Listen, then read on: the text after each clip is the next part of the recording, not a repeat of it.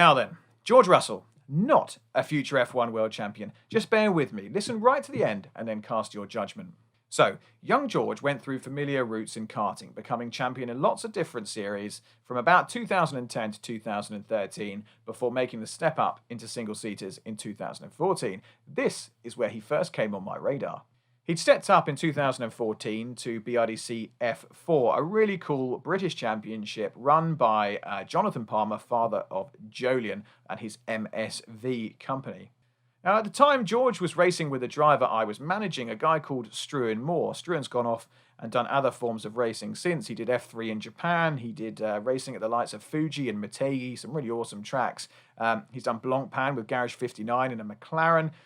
He's done some outings with Jenson Button's team as well. He's now helping young drivers come through the ranks and doing very well indeed. Incidentally, Struan and George are still great mates. So back then, George was racing for a very good team called Lannon Racing. He was in the battle for the title when I watched him first at the final round at Snetterton. He was trying to win the championship in a race with Arjun Mayani, Senan Fielding, Raoul Hyman, and Struan, obviously. George took the race and won the championship at the first time of asking. Very impressive straight out of karts. And it's funny looking back at those times. The likes of Senan were seriously quick drivers, and it's a shame that they haven't made it through. Some of these guys have dropped off. Some are still racing, some are not. At that point, George definitely had something. People were looking at him thinking he could go a long way. Whether they thought he could go to Formula 1, I don't know.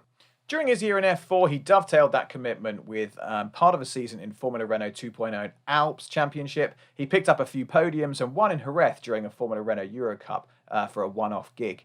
Now, not content with those achievements, he also went on and won the BRDC Autosport Award. No mean feat indeed. The likes of Jenson Button, David Coulthard, Paul de Resta have all won that award. Actually, Lando Norris has as well, so he's in good company. And he was obviously making inroads and making noises on the way to Formula 1. Next up was Formula 3, where he stayed for 2 years. First with Carlin, the British outfit, in 2015, and then with High-Tech GP in 2016, in a car with a Mercedes lump in the back. Hello, Mercedes connection. George did all right in 2015 and picked up some podiums and some wins on his way to 6th in the championship, ahead of Alexander Albon, who came in 7th. Interestingly, Antonio Giovinazzi finished the championship in 2nd behind Felix Rosenqvist, who took home the spoils. Russell did pick up 2nd in the rookie championship, but behind Charles Leclerc. Charles Leclerc? Charles Leclerc. However, George did do enough to attract the likes of Mercedes in Formula 1.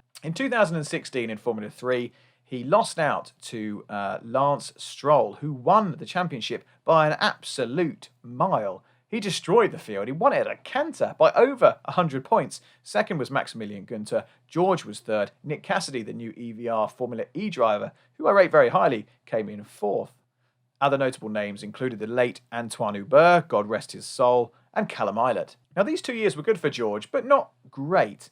The High-Tech team in 2016 had a quick car, and he arguably should have and could have done better. Regardless, so it was that in 2017 he joined the Mercedes-AMG Petronas Motorsport stable. After that, flying the Mercedes flag, he went on to GP3 and won it pretty comfortably. Fair play. This caught the attention of Force India, who slung him in their car for a few free practice sessions, where again he impressed. 2018, he stepped up again, this time to Formula 2 with Art Grand Prix. He won this as well. Topsy-turvy year, but ended up with 7 wins and did very well, fending off the likes of Lando Norris, Alex Albon, and Nicky Latifi, who was now on the scene. Then, as we know, in 2019, he jumped into the Williams car, still under contract with Mercedes, on a multi-year deal. But the Williams machine, unfortunately, was a pig of a car, an absolute wreck. However, he still showed some class by whitewashing his teammate Robert Kubica 21-0. Weirdly, Kubica beat George in the championship by a single point by picking up that point randomly in Hockenheim. Fast forward, George is now alongside the very, very, very, very, very, very rich Nicky Latifi. Well, his parents are very rich at least. Very nice people also. I've met them once or twice.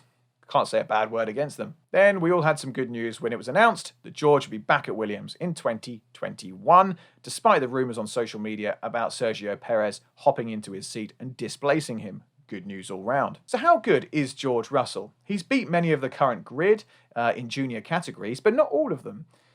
And if or when he gets the opportunity in the Mercedes car, it's not hard to imagine him as a world champion. But there is a but. While he's beaten the likes of Norris and Albon, he's also lost out to the likes of Leclerc, who certainly is a future world champion. I don't think there's any disputing that. I mean, George is a very talented racing driver, but perhaps he's not quite up to the level of those big guns, merely the best of the rest behind them. Does Toto really see him as replacing someone in a couple of years' time in that Mercedes machine and being pushed on to a world championship status?